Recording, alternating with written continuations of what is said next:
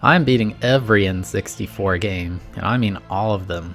The twist is, the next game I play is randomly selected, so I have no clue what's coming next. This is the journey to beating every N64 game. Hey, welcome to another episode. If you do enjoy this video, consider giving it a like, as it does help the channel a lot. And if you like this series, make sure to subscribe so you don't miss out on the next one. Last week, Mega Man kicked a dog, and this week we're building a lake or something? Game number 24, Wetrix. Released in 1998, this game was developed by Z2 and published by Ocean of America.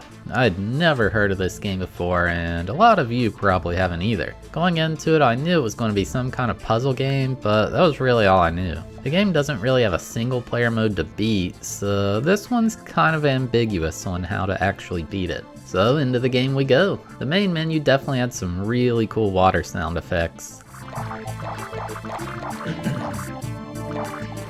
First thing I decided to do was the practice mode, because I had no clue what this game even was. Thankfully, practice has a bunch of lessons to teach you how the game works and what all the rules are. So in the first lesson, it asks us to use uppers to build a perimeter around the landscape. This game's kind of sorta similar to Tetris in a way, in that you're dropping pieces down to build them up, but that's really the only similarity. These uppers will raise the terrain in the place they land. Basically, what we're trying to do here is use the uppers to build a wall around the entire playing area, then drop water inside. Gotta make sure there's no leaks though. If you're confused, don't worry, so was I.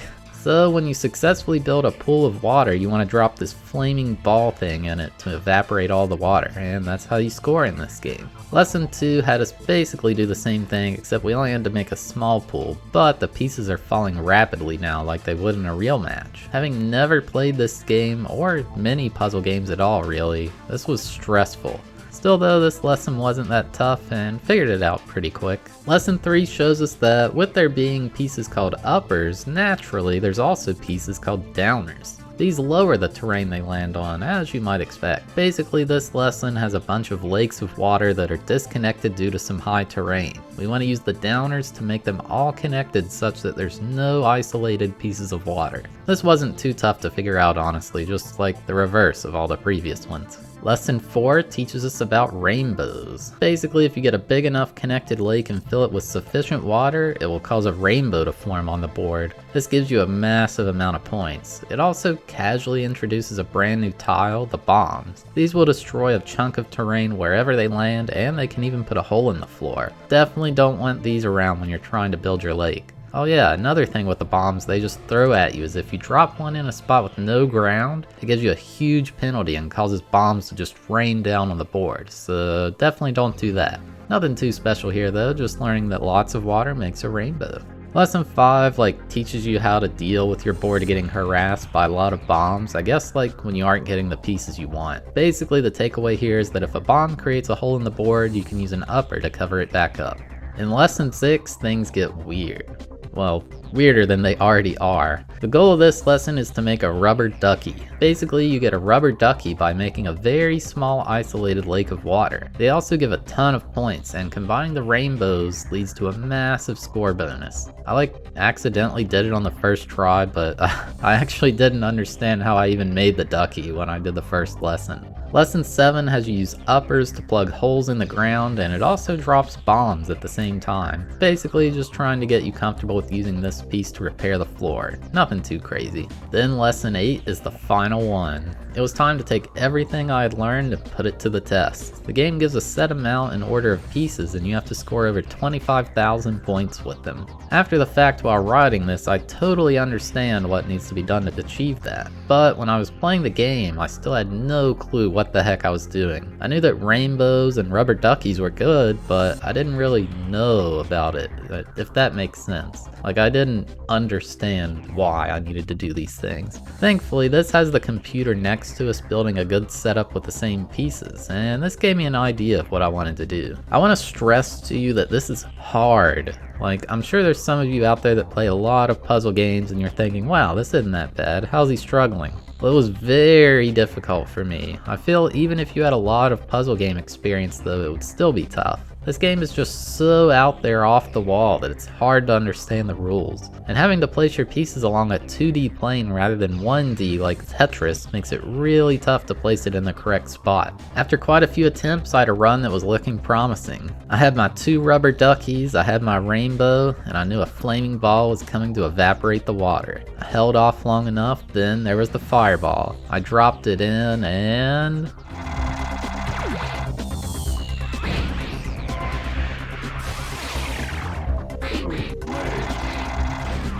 No, why is it not enough? That's right, it wasn't enough. I only had 18,000 points, but it wasn't over yet. I got back to work filling up my lake again. The rainbow came back, the duckies were still there, everything was falling into place. The final fireball popped up and I easily cleared 25,000.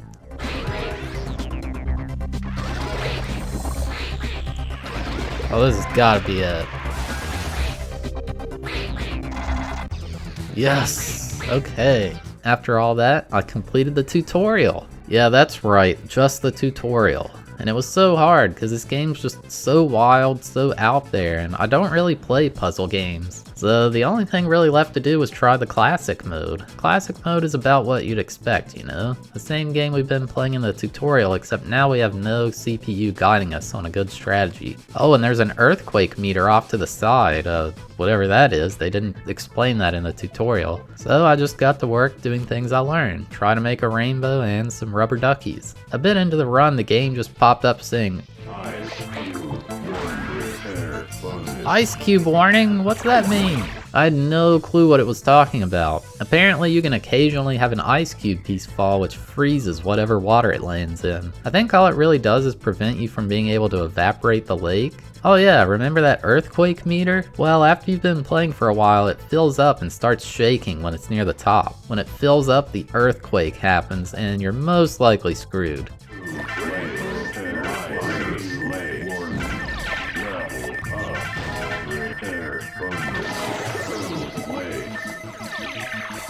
I don't know what's happening.